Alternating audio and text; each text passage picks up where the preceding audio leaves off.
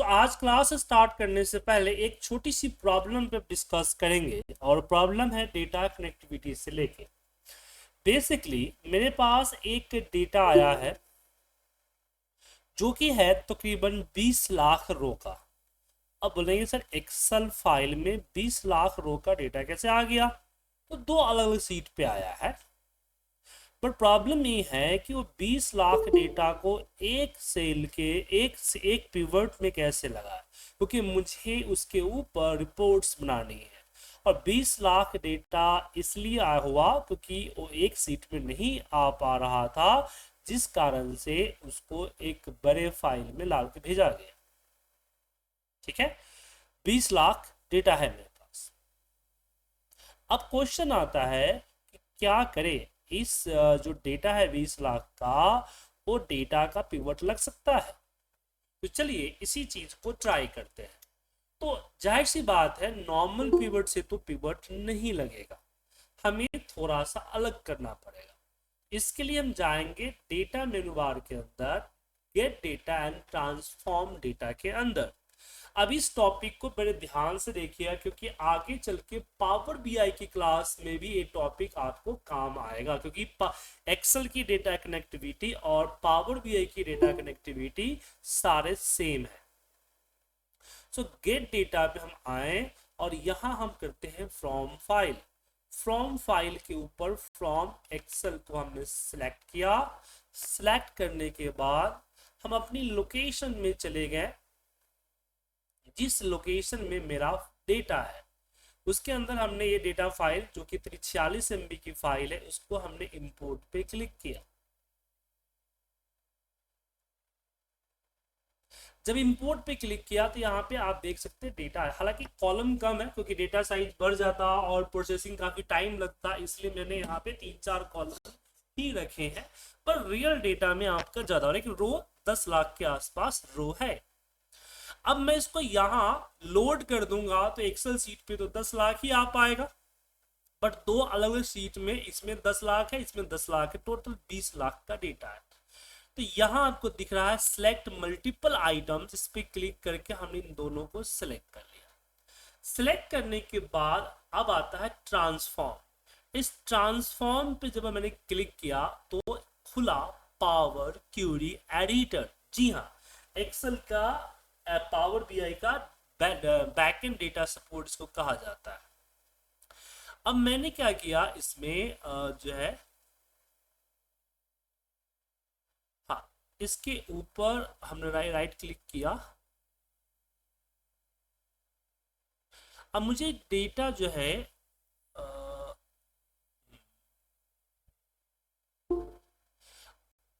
अब प्रॉब्लम यह है कि हमने डायरेक्ट ट्रांसफॉर्म पे क्लिक कर दिया, तो यहाँ पे एक छोटी सी प्रॉब्लम आ रही कि अभी डेटा वापस जाएगा कहाँ? एक्सेल के अंदर। अब यही मुझे नहीं करना है, लेकिन पावर बीआई के जो डेटा कनेक्टिविटी है उसके अंदर जब इस पे हम राइट क्लिक करते हैं ना, तो यहाँ एक ऑप्शन होता है डेटा को रोकने के लिए, चेक अनचेक्ड होता है, बट यहाँ नहीं है। तो कोई बात नहीं, हम उसका उपाय करेंगे। हम क्या करते हैं, इसको एक बार लोड एंड क्लोज टू पे चले जाते हैं। ठीक है, क्योंकि मुझे सिर्फ कनेक्शन क्रिएट करना है, नहीं तो फाइल में टोटल हो जाएगा हमारा 40 लाख का डेटा। 20 लाख 10 लाख की 2 सीट और एक 20 लाख का कंबाइन सीट, इसलिए जोड़ी है मुझे इसकी कनेक्शन क्रिएट करने की। अब कनेक्शन क्रिएट करने के बाद अब इसे कर्सर रख के जब एडिट पे क्लिक करेंगे तो ये आ जाएगा वापस पावर की। ठीक है, अब इस पे हम यहां जो है अपेंड एज ए न्यू पे जाके अपेंड क्यूरी पे क्लिक करेंगे और यहां हमने अपना डेटा 2 को यहां से रिमूव करते हैं और डेटा 1 को यहां से ऐड किए, इसके नीचे डेटा 2 को ऐड किए, ऐसे और भी डेटा हम ऐड कर सकते हैं। Then okay. अब इसका हम एक काम करते हैं, रीनेम कर देता हूं, इसका दे देता हूं ऑल डेटा। अब यहां मैं लोड अगर क्लिक किया तो पूरा डेटा तो आएगा नहीं, क्योंकि 40 लाख रो का इसके अंदर हालांकि दिख नहीं रहा है, बट टोटल 40 लाख रो इसके अंदर है, और 40 लाख रो हमारे एक्सेल सीट पे एग्जिस्ट नहीं करता है, तो ये लोड नहीं होगा। तो मुझे करना होगा लोड एंड क्लोज टू, और मुझे इसको पिवट के रूप में, पिवट टेबल के रूप में या पिवट चार्ट के रूप में ही क्रिएट करना होगा इस एग्जिस्टिंग सीट पे। एंड ओके, आप देख सकते हैं कि कितना लाख का डेटा यहाँ लोड हो रहा है आपके सामने। 10 लाख, 11 लाख चला गया सर, 15 लाख, 17 लाख, 18, 20 लाख का डेटा। अब इस पे हम इजिली, आप देखिए इजिली इसके ऊपर डेटा हम लगा रहे हैं। ठीक है, थोड़ा सा लैग कर रहा है, फिर भी उतना 20 लाख का डेटा उतना लैग नहीं कर रहा है।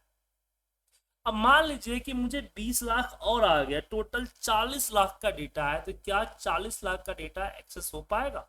क्यों नहीं होगा, चलिए इसको करते हैं। तो अब वापस मैंने इसको बंद कर दिया, तो मैं कैसे जाऊं? तो ऊपर डेटा मेनू बार के अंदर आपको दिखेगा यहाँ पे क्यूरी एंड कनेक्शन। इस क्यूरी एंड कनेक्शंस पे क्लिक किया और वापस इसके एडिट पे चला आया यहाँ पे। अब यहाँ से न्यू सोर्स हम ले सकते हैं, लेकिन फिर वापस वही मुझे लोड टू करना पड़ेगा। तो मैं यहाँ से इसको कट करता हूँ, डायरेक्ट आता हूँ get data from file and Excel. अब मैं अपनी दूसरी फाइल को सिलेक्ट कर लिया एंड इसको इंपोर्ट पे क्लिक किया, और मल्टीपल शीट हमने इसको सिलेक्ट कर लिया। अब यहाँ मैं अब ट्रांसफॉर्म नहीं करूंगा, मैं सीधे लोड है इसी के बगल में आऊंगा, लोड टू पे, इस लोड टू पे आऊंगा और यहाँ ओनली क्रिएट कनेक्शन को सिलेक्ट हो जाएगा and just click on the okay. थोड़ा सा टाइम मिलेगा और डेटा लोड करने में, थोड़ा सा इंतजार कीजिए।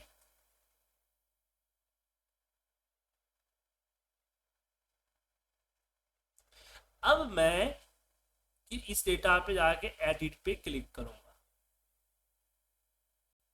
एडिट।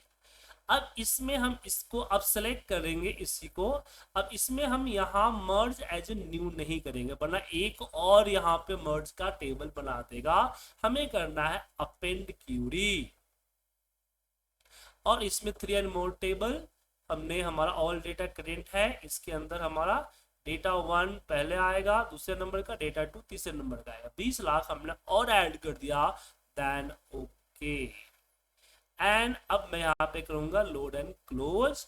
अब मेरा पिवट अपने आप को रिफ्रेश करेगा और आप देखेंगे 40 लाख का डेटा के ऊपर जो है ये हमारा पिवट बन चुका है। थोड़ा सा हैंग हो रहा है, तो जाहिर सी बात है सर, एक्सेल की लिमिटेशंस को ही एग्जिस्ट कर रहे हैं, तो थोड़ा सा तो रुकना पड़ेगा ना सर, क्या? तो कहने का मतलब है कि ये चीज क्यों बताया, देखिए एक्सेल की सेल की जो लिमिट है, यहाँ देख सकते हैं 40 लाख रो लोड हो गया।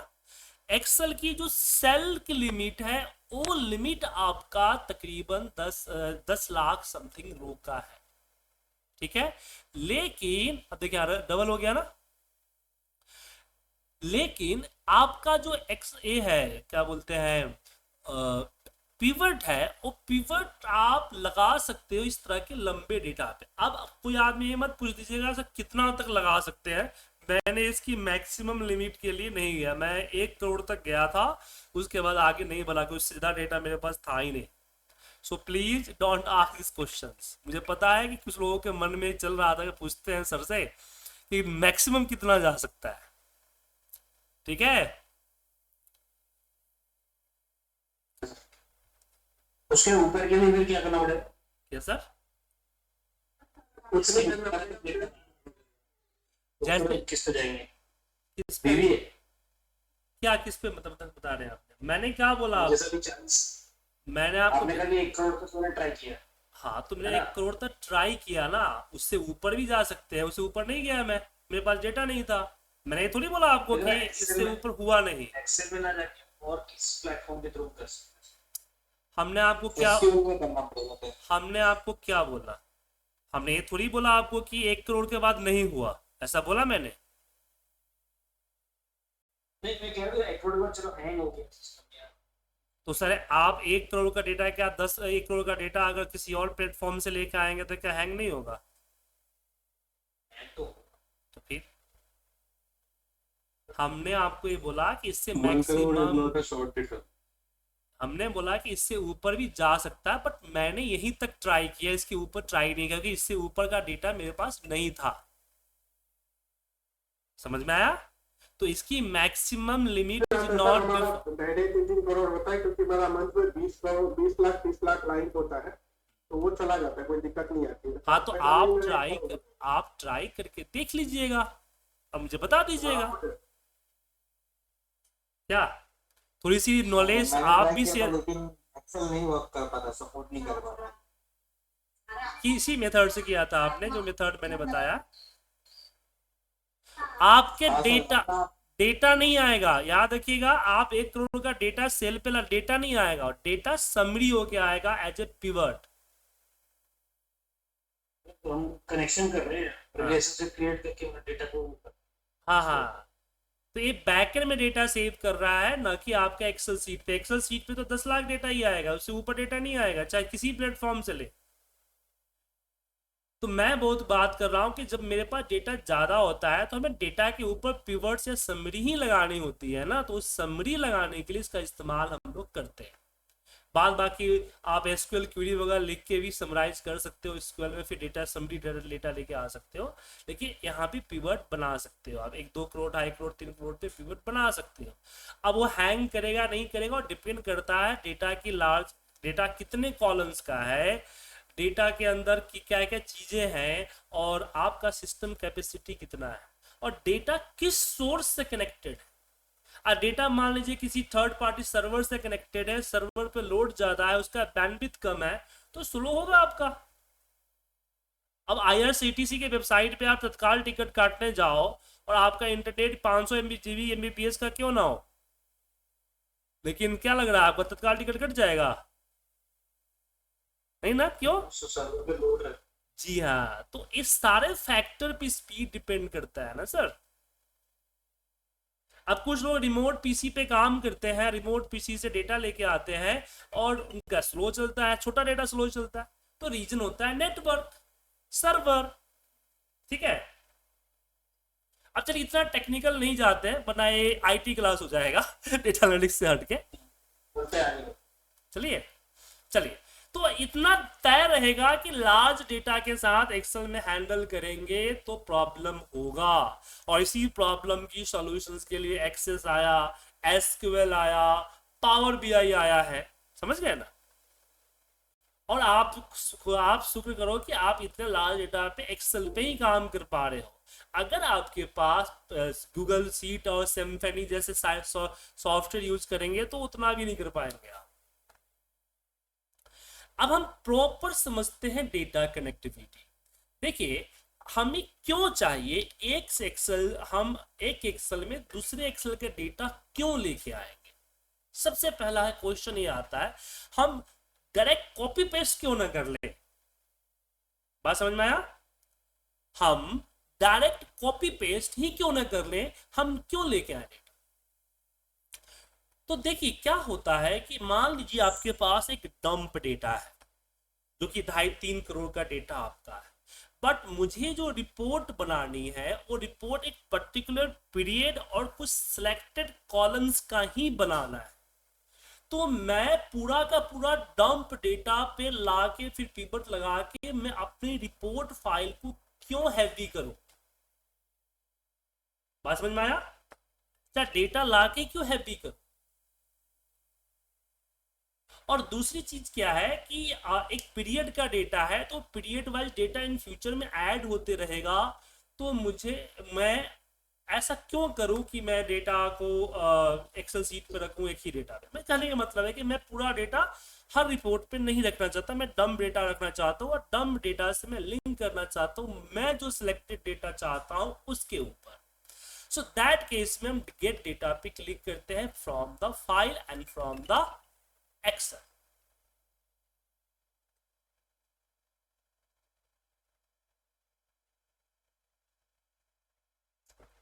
तो यहाँ पे हम एक्सेल पे आते हैं और हम चले जाते हैं अपने ड्राइव पे, यहाँ से हम कोई भी डेटा लेते हैं।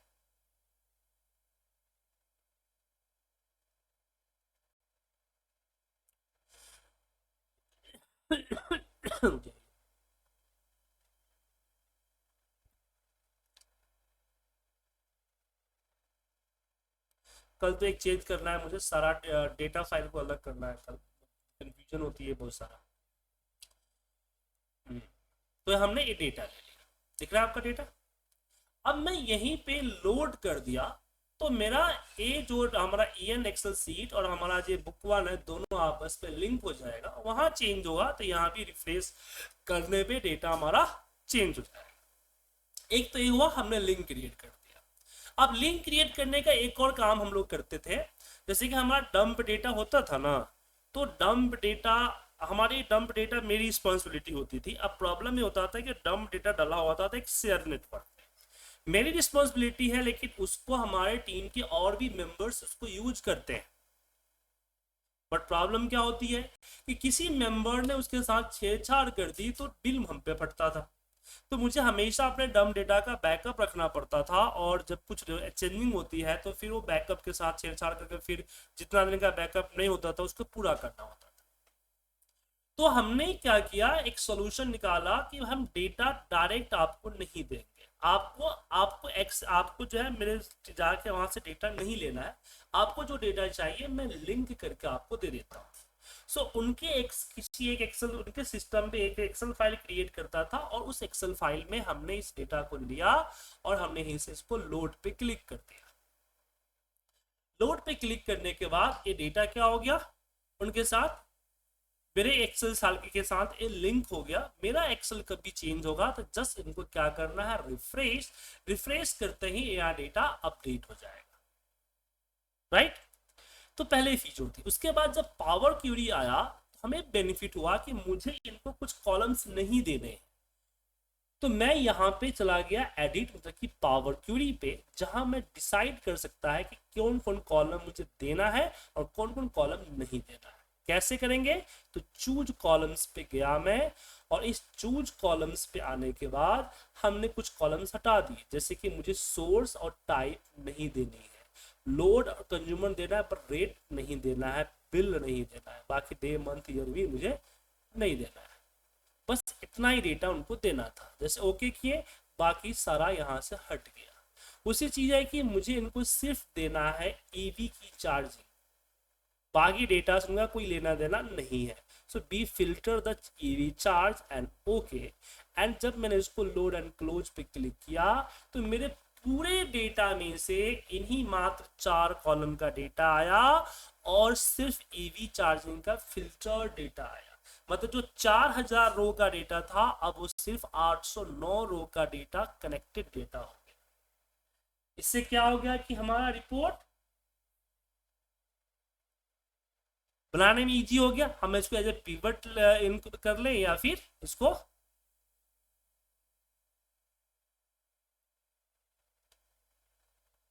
डेटा रख लें, बाकी चीजें कर लें। तो आपको डेटा कनेक्टिविटी की मोटिव समझ में आया? किसी को कोई दिक्कत? तो सर एक चीज पूछा, पूछिए। तो आपने जैसे मान लेते पूरा डेटाबेस से आपने थोड़ा सा डेटा उसको दिखाया, ठीक है, दिए, अब वो यहाँ चेंज करेगा तो वहां भी चेंज हो जाएगा? नहीं नहीं, ये वन वे कनेक्शन होता है। ये चीज आपने पिवट टेबल की क्लास में ही पूछी थी, मैंने बताया भी था उस समय भी। ये वन वे कनेक्शन होता है, सिर्फ डेटा आता है, जाता नहीं है। और यहाँ पे मान लीजिए कि मैंने यहाँ पे 500 चेंज कर दिया ना, अब ये चेंज नहीं रहेगा। जैसे रिफ्रेश होगा ना यहाँ पे, ये वापस 82 हो जाएगा। सो अगर आपने यहाँ कुछ चेंज किया और चेंज आपका चेंज नहीं रहेगा जब तक वो डेटा कनेक्टिविटी लाइव है। मतलब मेन फाइल में चेंज होगा तो यहाँ दिखेगा, यहाँ चेंज होगा तो वहाँ। जी बिल्कुल, यहाँ आपने कुछ भी चेंज किया तभी तक चेंज आपको दिख रहा है जब तक आपने रिफ्रेश नहीं किया। समझ में आया? कोई दिक्कत? सर इसमें अगर पार्ट फाइल का पार्ट चेंज हो जाता है तो कनेक्शन फिर भी एग्जिस्ट रहेगा या नहीं नहीं, तब आपको यहाँ पे ब्रेक लिंक हो जाएगा, तब आपको लिंक दोबारा एस्टेब्लिश करना पड़ेगा। नहीं दिख रहा है यहाँ पे अनलिंक दिख रहा है ना, आप यहीं पे आपको प्रॉब्लम आ जाएगी। तो सोचने वाली बात है ना सर, अगर डेटा कनेक्शन हटेगा तो कि सर्चर थोड़ी क्या सर्च करके दोबारा लगा देगा क्या, वो तो खोजेगा, डेटा नहीं मिलेगा, एरर देगा। जैसे आपने कई बार देखा होगा जब कोई फाइल ओपन करते हैं तो आपको अपडेट लिंक का पॉपअप आता है, कभी आया है आप लोगों के पास कि नहीं? आता है, सर्वर पे जब होता है वही एरर आएगा आपको, ठीक है? अपडेट करने के लिए बोलते हैं, सर्वर ड्राइव में होता है। जी बिल्कुल बिल्कुल सेम प्रॉब्लम आएगा। चलिए और क्या क्या कर सकते हैं उस पर आगे बढ़ते हैं। तो यहाँ डेटा मेनू बार के अंदर जब हम फ्रॉम फाइल के बाद यहाँ पे टेक्स्ट और CSV, अब जैसे कि नोटपैड पे आपकी फाइल, नोटपैड पे आपकी डेटा है, ठीक है? अब नोटपैड पे डेटा क्यों होती है? नोटपैड पे डेटा होता है अनफॉर्मेटेड डेटा। जो अब लार्ज डेटा की बात कर रहे हैं उसको मोस्टली लोग शेयर करते हैं नोटपैड में। जैसे कि आपका CVS तो अलग चीज हो गया, जैसे कि आई कॉल डेटा है, बैंकिंग सेक्टर के डेटा है, उसमें निकलते हैं नोटपैड। देखा आपने कभी बैंक स्टेटमेंट देखता निकलते हुए कैसे डॉट लाइन में होता है, वो सारा नोटपैड का डेटा होता है सर। ऐसा क्यों करते हैं? क्योंकि वहां लार्ज डेटा की कनेक्टिविटी होती है, जिस कारण से अगर उसने एक्सेल फाइल में आएगा तो एक्सेल फाइल जो है रीड करेगा प्रॉपर्टी। हर एक सेल की प्रॉपर्टी होती है, 10 लाख की सेल की प्रॉपर्टी, और एक्सेल फाइल बढ़ जाएगी और बहुत ज़्यादा हैंग भी करेगी। और दूसरी चीज़ है कि बहुत सारे ऐसे सॉफ्टवेयर अब तो चलो मोस्टली ले रहे हैं, लेकिन पुराने जो सॉफ्टवेयर्स हैं अभी भी एक्सेल फाइल को .xlx को रीड करते हैं, एक .xlx जो है नए वाले को रीड नहीं करते हैं। बहुत सारे ऐसे डेटाबेसेस हैं जो प्रॉब्लम क्रिएट करते हैं, तो वहाँ सब पे हम नोटपैड और CSV के साथ चलते हैं। तो CSV अब नोटपैड और CSV जो है दो तरह के होते हैं। अब एक चीज जान लीजिए, नोटपैड और CSV दोनों सिस्टम एक ही रीड करता है, बस CSV फाइल क्या होता है कि आप डबल क्लिक करके उसको एक्सेल में खोल सकते हो, नोटपैड की फाइल को एक्सेल में नहीं खोल सकते हो। जिसका एक्सटेंशन .txt है उसको आप एक्सेल में नहीं खोल सकते हो, लेकिन जिसकी एक्सटेंशन CSV है उसको डबल क्लिक करके डायरेक्ट खोल सकते हो।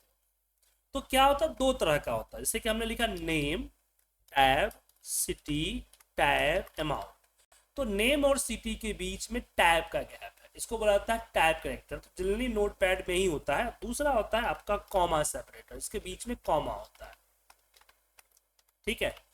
तो ये चीज क्यों जानकारी चाहिए आपको कि जैसे आप इंपोर्ट करेंगे तो आपको अलग अलग कॉलम पे जाने के लिए बोलेगा, मतलब कॉलम सेपरेट करने, टेक्स्ट टू कॉलम करने के लिए बोलेगा। जैसे मैंने इसको, ये हमारा CSV फाइल है, CSV फाइल में इस तरह का एक्सेल का रहेगा, इसमें लेके A लगा रहेगा इसमें, ठीक है आपको A, तो CSV फाइल है। तो जैसे इंपोर्ट करेंगे हम तो आपको यहाँ पे डायरेक्ट कॉमा आ गया, और जैसे मैं यहाँ पे लोड पे क्लिक करूंगा ये आपका लोड हो जाएगा, ठीक है? लेकिन अगर मैं इसको नोटपैड की फाइल पे जाता हूं एक बार,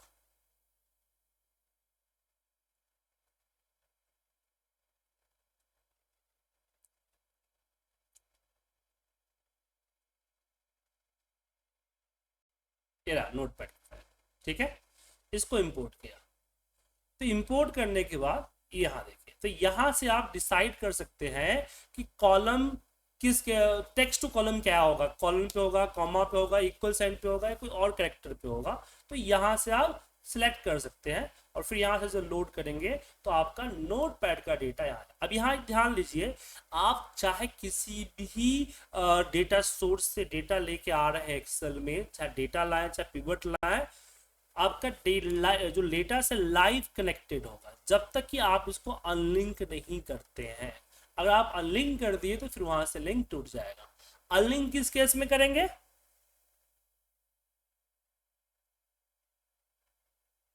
अनुज जी आप बताइएगा मुझे, क्या अनलिंक हम किस केस में करेंगे?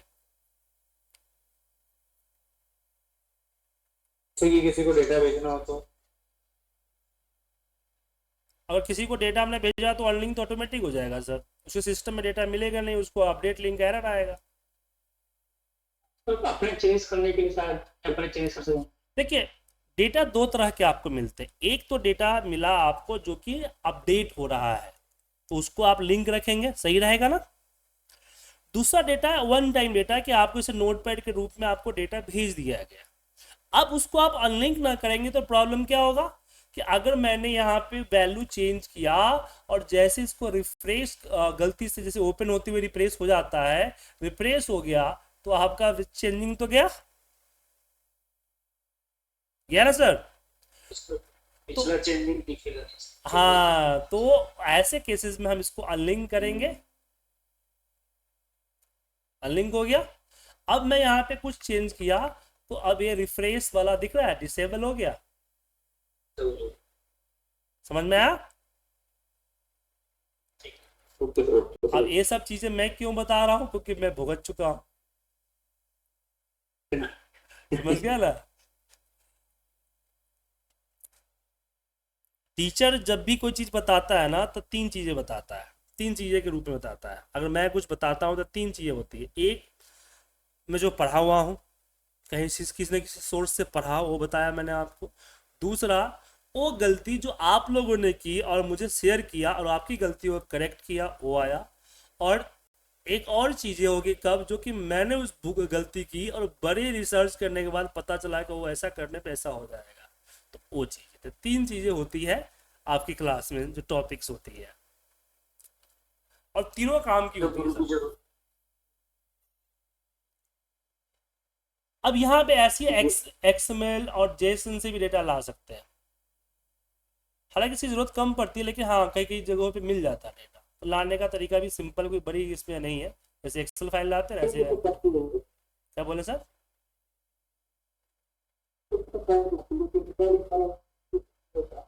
इसके अंदर आई आपका लोड होगा। जेसन फाइल जब लोड करेंगे तो डायरेक्ट लोड नहीं होगा और वो चला जाएगा पावर क्वेरी में, ठीक है ना।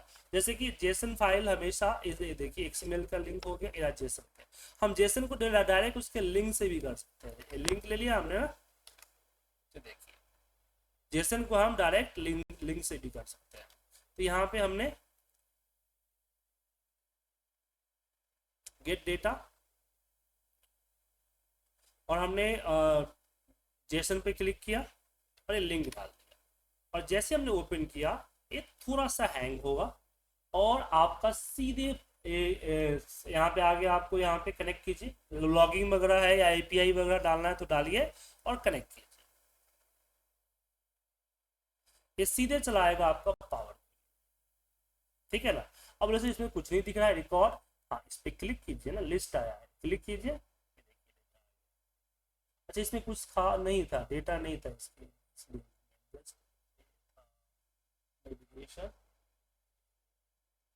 लिस्ट सिर्फ लिस्ट था, लिस्ट था हाँ।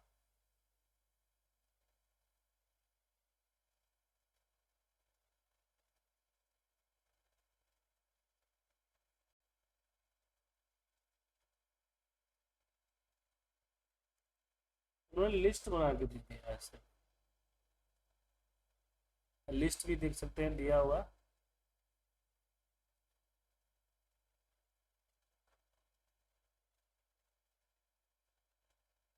नहीं लिस्ट है, लिस्ट है,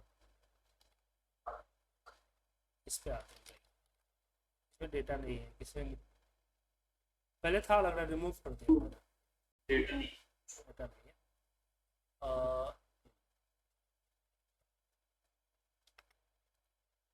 इस पे डेटा होगा,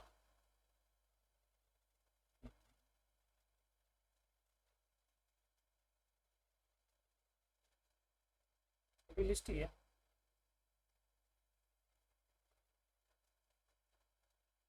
वो चेंज गिटहब का है ना, चेंज हो गया ऐसा लग रहा है,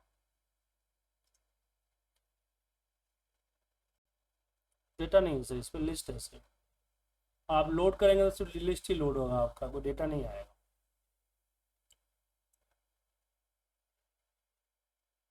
लिस्ट में कन्वर्ट कर दिया सर, कुछ दिन पहले मैं इंटरनेट से डाउनलोड किया था तो चला था।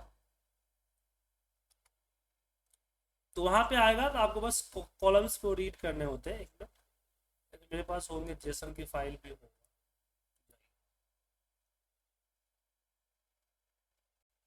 लिंक में चेंज हो गया होगा, जेसन की फाइल तो ये रहा जेसन फाइल, ठीक है।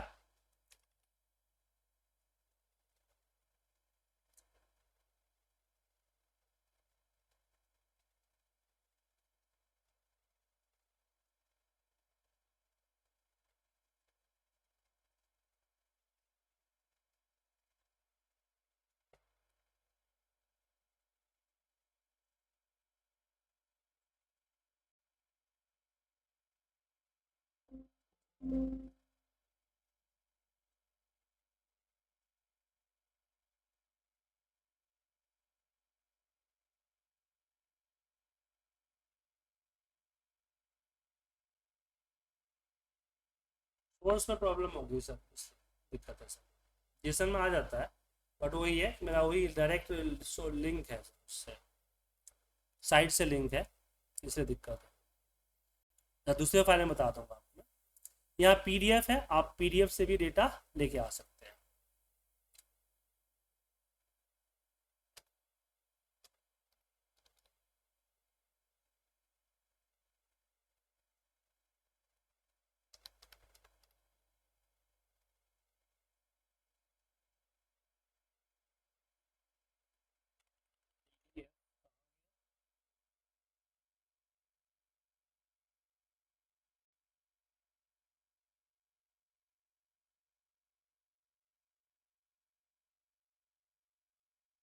सॉर्टिंग कर लीजिए। नहीं, पीडीएफ में देखना पड़ेगा कौन सा पीडीएफ है।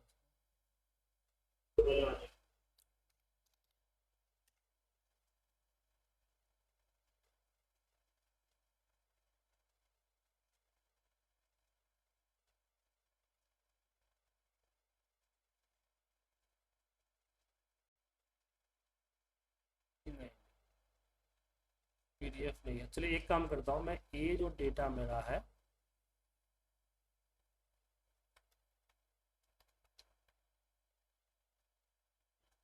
इसी डेटा को पीडीएफ में हम प्रिंट कर देते हैं। अभी ध्यान रखिएगा, पीडीएफ में हमने इसको प्रिंट कर दिया, पीडीएफ स्कैन नहीं होना चाहिए, समझ गया। स्कैन वाला पीडीएफ वर्क नहीं करता है सर।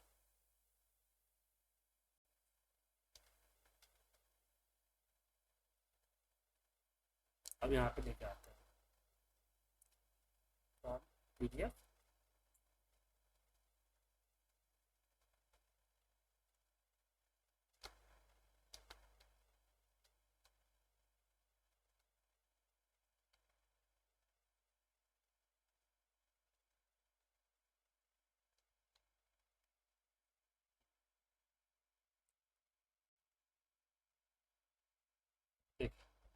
ये रहा पेज का और ये रहा पीडीएफ। देखिए पीडीएफ में कई बार चीजें नहीं, देखिए सीरियल नंबर को नहीं लिख पाया तो इसने नल कर, देख रहे हैं यहाँ पे सीरियल नंबर पूजा को इकट्ठा दे दिया, क्योंकि उनके बीच में कुछ इमेजेस के हैंडलिंग, तो कभी कभी पीडीएफ सही से नहीं रीड पढ़ पाता है सर, समझे। जैसे कि इसको कैसे करें, क्योंकि यहाँ अमाउंट के अलग कॉलम चला गया। अब यहीं पे काम आता है हमारा पावर क्वेरी, कि पीडीएफ को इसने सही से रीड नहीं किया, बट डेटा दे दिया बट अरेंज सही से नहीं किया, रीड तो किया लेकिन अरेंज सही से नहीं किया। तो मुझे इस कॉलम को डिलीट करना है, रिमूव, क्योंकि इस कॉलम में मैं एक बार देख लेता हूँ कोई नल के अलावा कोई वैल्यू तो नहीं है, नहीं है। तो मैंने क्या किया, राइट क्लिक किया और इसको कर दिया यहाँ से रिमूव, और इस कॉलम अमाउंट को कर दिया अमाउंट। तो यहीं पे हम चेंज करते हैं ताकि हमें डेटा में कुछ छेड़छाड़ ना करना पड़े। सीरियल नंबर है, यहाँ पे भी इसको रिमूव कर देता हूँ। अब इसमें सीरियल नंबर लग गया है, इसमें देखिए स्प्लिट कॉलम आता है, split number of character click कर दिया तो नंबर अलग हो जाएगा, split by digit and non digit. यहाँ से मैं स्टेप आया था, यहाँ पे डिजिट एंड नॉन डिजिट नहीं होगा, डिजिट टू नॉन डिजिट होगा, क्योंकि पहले डिजिट है ना। अब इसको सीरियल नंबर कर दिया, इस तरह से हम चेंज कर लेते हैं और यहाँ से लोड एंड क्लोज करते हैं तो डेटा आ जाता है। अब मान लीजिए कि मेरे पास एक डेटा तो है बट एक फोल्डर में भरा हुआ है, तो क्या फोल्डर का डेटा ला सकता हूं मैं? तो यहाँ देखिए फोल्डर का ऑप्शन दिया हुआ है, बिल्कुल ला सकते हैं। एक फोल्डर में मेरे पास 30 फाइलें हैं और 30 फाइलों का डेटा एक के नीचे लेके आना है। पर ध्यान रखिए उन 30 फाइल का डेटा 10 लाख से ऊपर ना हो, फिर आपको डेटा कनेक्टिविटी करके फिर पिवट पे ले जाना पड़ेगा। तो मेरे पास जो है टोटल 30 फाइलें आप देख पा रहे हैं इसके अंदर है। अगर मैं यहीं पे लोड कर दिया तो इसी के अकॉर्डिंग जो डेटा जो दिख रहा है ना यही आ जाएगा, सिर्फ माने कि file name, extension, date of access, date of modify वगैरह आ जाएगा, लेकिन मुझे इसके अंदर का डेटा चाहिए। तो ये देखिए कंबाइन एंड लोड 2 पे क्लिक किया, अब यहाँ खुलेगा सारे फाइल। अब इसमें आपको एक फाइल चूज करना होगा कोई भी, जिसके अकॉर्डिंग वो पूरा डेटा लेके आएगा। एक फाइल का सीट चूज करना होगा और इस सीट के अकॉर्डिंग ये पूरा डेटा लेके आएगा। तो ध्यान देखिएगा हर किसी का हेडिंग जो है भले ही सीक्वेंस में ना हो कि फिर पहले जैन होना चाहिए, पहले फैब नहीं होना चाहिए, ये जरूरी नहीं है, लेकिन ये बेहद जरूरी है कि सबकी स्पेलिंग एक जैसा हो। ऐसा करके जैसे आप ओके करेंगे ये सारा का सारा यहाँ कंबाइन होके एक ही सीट पे एक के नीचे चला आएगा।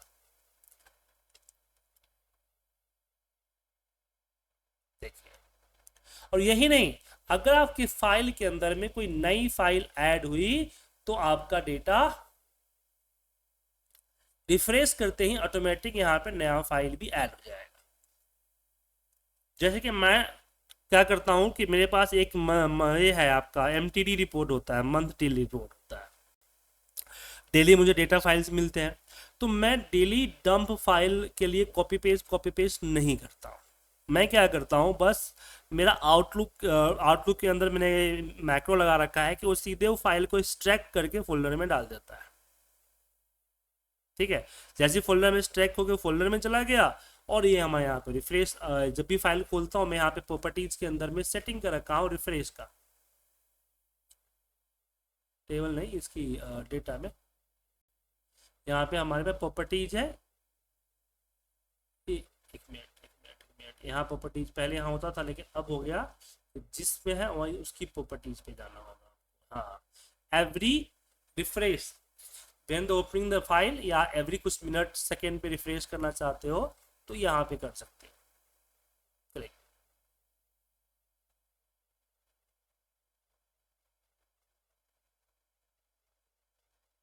ठीक है।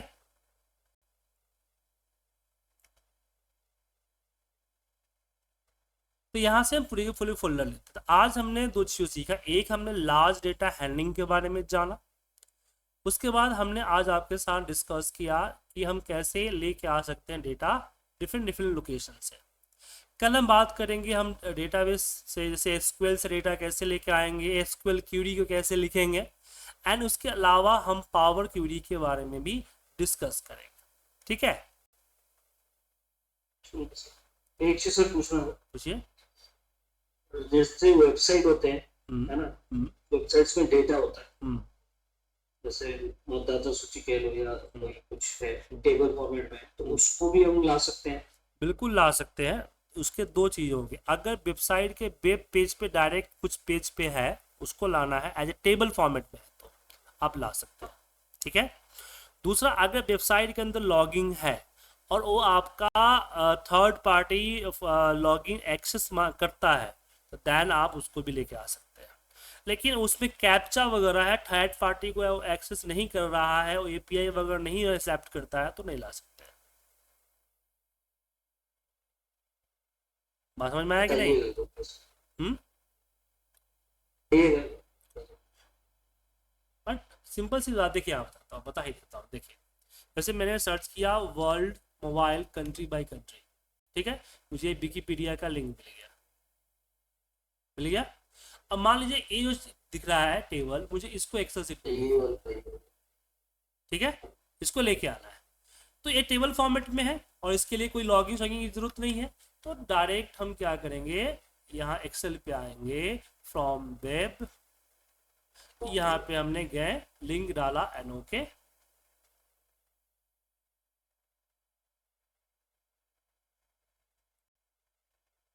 और ये आपका लोड हो जाएगा, कोई प्रॉब्लम नहीं है।